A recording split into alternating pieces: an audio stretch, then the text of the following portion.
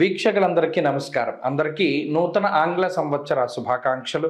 2025వ సంవత్సరం జనవరి మాసంలో ఏ విధమైనటువంటి గ్రహగతులు ఉన్నాయి, తద్వారా 12 రాశులపై ఇవి ఏ విధమైనటువంటి ప్రభావాన్ని చూపిస్తాయి అనేటువంటి విషయాన్ని పరిశీలన చేద్దాం. ముఖ్యంగా ఈ మాసంలో ఉన్నటువంటి గ్రహగతులను గమనిస్తే, ఈ మాసంలో గురుడు వక్రించి వృషభ రాశి యందు సంచారం చేస్తూ ఉన్నారు.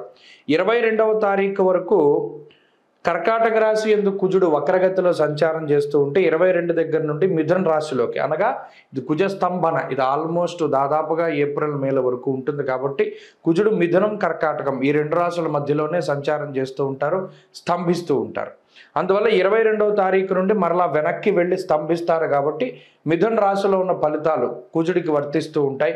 అలాగే కేతు కన్యా రాశి యందు ఈ మాసం ప్రారంభంలో, అనగా 5వ తారీఖు నాడు మూల 1వ పాదంలోకి, అనగా ధను రాశిలోకి బుధుని యొక్క సంచారం ఉంటుంది.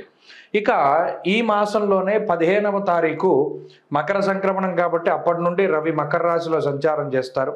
అలాగే ఈ మాసంలో శుక్రుడు 28వ తారీఖున మీనంలోకి సంచారం చేస్తున్నారు. అప్పటి వరకు శనితో కలిపి శుక్రుడు కుంభంలో ఉంటారు. మీనమందు రాహుగ్రహం సంచారం చేస్తూ ఉన్నారు. ఇది ఈ మాసంలో ఉన్నటువంటి పరిస్థితి. అయితే తెలుగు మాసాలలో చూసుకుంటే ఈ మాసాన్ని పుష్యమాసము అంటారు. పుష్యమాసమునందు ఏ కార్యక్రమాలు చేయాలి, ఏమేమి చేయకూడదు అనేటువంటి విషయాన్ని కూడా మనం తెలుసుకోవాలి. పుష్యమాసంలో గృహప్రవేశాలు, గృహారంభాలు, వివాహాలు లేదా ఏ విధమైనటువంటి శుభ కార్యక్రమానికి సంబంధించినటువంటి పనులు కానీ, శుభ కార్యక్రమాలు కానీ చెయ్యరు. దీన్ని శూన్యమాసము అన్నారు. మరీ ముఖ్యంగా ద్విస్వభావ రాశిలోకి రవి ప్రవేశించిన తర్వాత, అనగా 16వ తారీఖు డిసెంబర్ దగ్గర నుండి ధను రాశిలోకి రవి ప్రవేశం చేసిన తర్వాత, డిసెంబర్ 16 నుండే ఒరిజినల్గా గృహారంభాలు కానీ గృహప్రవేశాలు కానీ చేయకూడదు. కానీ పాపం తెలియక చాలామంది వాటిని ఆచరిస్తూ ఉన్నారు. అలాగే గోదావరి జిల్లాలో నెలగంట పట్టిన తర్వాత, అంటే సంక్రాంతి నెల పట్టిన తర్వాత శుభ కార్యక్రమాలు ఇవి చేయరు. మరలా అంతర్వేది రథోత్సవం కానీ అంతర్వేది ఏకాదశి కానీ తర్వాత వరకు కూడా చేయరు. అయితే ఈ మధ్యకాలంలో కొంతమంది మాఘమాసంలో చేసుకుంటూ ఉన్నారు వివాహాది శుభ కార్యక్రమాలు. దానికి కూడా ఏ విధమైన దోషం లేదు. కానీ దీన్ని శూన్యమాసము అంటారు. దాదాపుగా జనవరి నెలంతా కూడా పుష్యమాసమే ఉంటుంది. కాబట్టి ఈ పుష్యమాసమున శంకుస్థాపనలు చేయకూడదు. పుష్యే చాగ్ని భయం చేయవ అంటూ ఉన్నది శాస్త్రం. అనగా ఈ మాసంలో ఏదైనా ఒక పని చేస్తే అది అగ్ని సంబంధంగా కాలిపోతుంది, బూడిదైపోతుంది అన్నారు. అందుకనే అసలు ఏ విధమైన శుభ కార్యక్రమాలు చేయకూడదు. ఇది ప్రధానంగా గుర్తుపెట్టుకోవాల్సింది. అలాగే గృహారంభ గృహప్రవేశాదే కాదు, ఇంకేవి కూడా కార్యక్రమాలు చేయరు. అందుకనే దీన్ని శూన్యమాసము అన్నారు. అంటే ఈ మాసంలో ఏ విధమైనటువంటి శుభ కార్యక్రమాలు ఉండవు.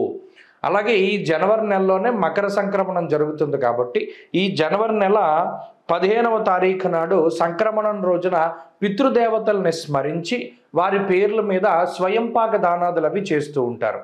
కాబట్టి ఈ సంక్రాంతికి కూడా పంట చేతికి వస్తుంది. కాబట్టి ఆ చేతికి వచ్చినటువంటి పంట ఏదైతే ఉన్నదో దానిలో కొంత భాగం హరిదాసులకి, జంగం వాళ్ళకి, బ్రాహ్మలకి, లేకపోతే ఇంకా రకరకాలైనటువంటి వారు ఎవరైతే పూజనీయులైనటువంటి స్థానాల్లో, అంటే పెద్దల పేర్లు చెప్పిస్తూ ఉంటారు, బియ్యాలు వారికి ఇస్తూ ఉంటారు. వారికి చక్కగా ఈ 15వ తారీఖు నాడు ఇవ్వవచ్చును.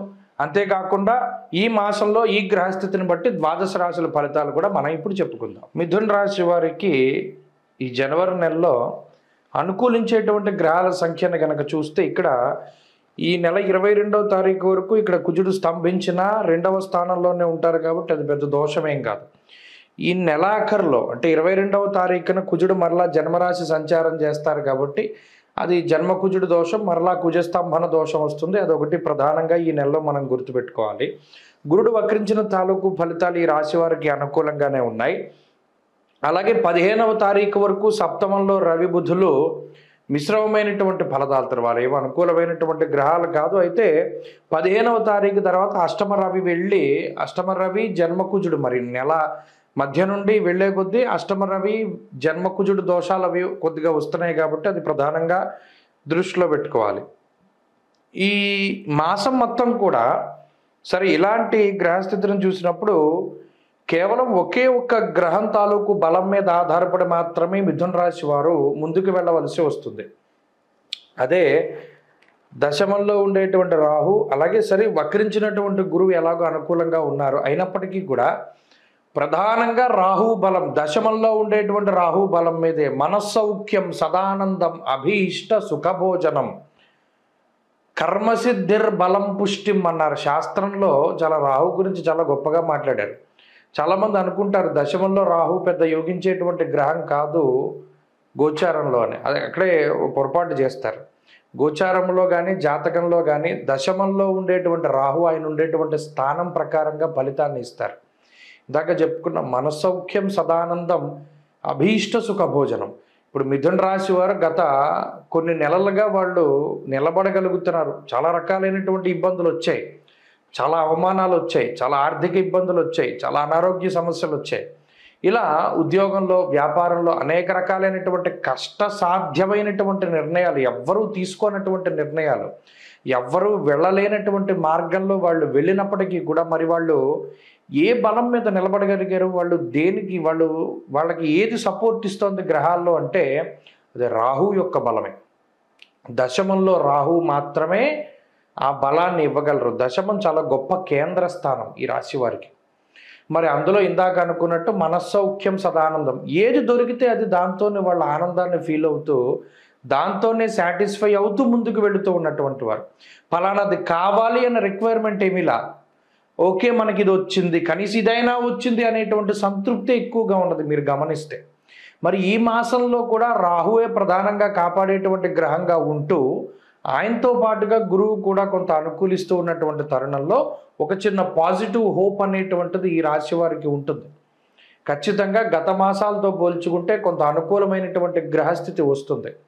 కుటుంబ పరంగా కానీ, ఆరోగ్యపరంగా కానీ, ఉద్యోగ వ్యాపారాల పరంగా కానీ, లేదా మరి ఏ ఇతరత్ర పరిస్థితుల్లోనైనా సరే, రిలేషన్షిప్లో కానివ్వండి, వివాహాది శుభ కార్యక్రమాల విషయాల్లో కానివ్వండి, ఇవి కొన్ని పనులు ముందుకెళ్ళేటువంటి పరిస్థితులు ఉన్నాయి. అయితే స్టిల్ జనవరి నెల మరలా ఇది పేషెన్స్ని టెస్ట్ చేసేటువంటి నెలే. ఎందుకంటే మరి అటు కుజస్తంభన మరలా జన్మరాశిలోకి వస్తుంది, అష్టమ రవి యొక్క దోషం వస్తుంది కాబట్టి ఖచ్చితంగా ఇందులో కూడా కొన్ని ఇబ్బందికరమైనటువంటి విషయాలు ఉన్నాయి, అనవసరమైనటువంటి ప్రయాణాలు ఉన్నాయి, అనవసరమైనటువంటి డబ్బు ఖర్చు ఉన్నది, నిందారోపణలు ఉన్నాయి, కోపం, విపరీతమైనటువంటి కోపాన్ని కలిగించేటువంటి విషయాలు కూడా చాలా ఉన్నాయి. అయినప్పటికీ కూడా అయితే ఈ గ్రహస్థితి ఇది మనం ఎందుకు తెలుసుకోవాలి జ్యోతిష్యం, మనకున్న గ్రహస్థితి ఇది అని తెలుసుకునేటువంటి విధానంలో ఓకే గ్రహగతులు ఎలా ఉన్నాయి కాబట్టి మనకి ఫలితాలు వస్తాయి కాబట్టి వీటి నుండి మనం ఎంతవరకు తప్పించుకోగలం అనుకునే ముందుకు వెళుతూ ఉండాలి.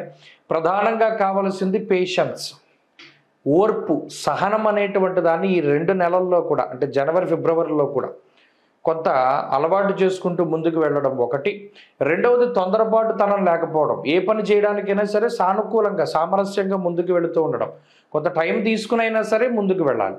అంతే తప్పితే కంగారుగా నిర్ణయాలు తీసుకోకూడదు. అలాగే భగవత్ ఆరాధన చాలా మంచిది. ఏ గ్రహం తాలూకు ఆరాధన చేయాలండి, గ్రహం తాలూకు ఆరాధన వద్దు. మిథున రాశి వారు, మీరు పుట్టినటువంటి వారు మృగశిర 3, 4 పాదాల్లోనూ, ఆరుద్రలోనూ, పునర్వసు 1, 2, 3 పాదాల్లో పుట్టుంటారు.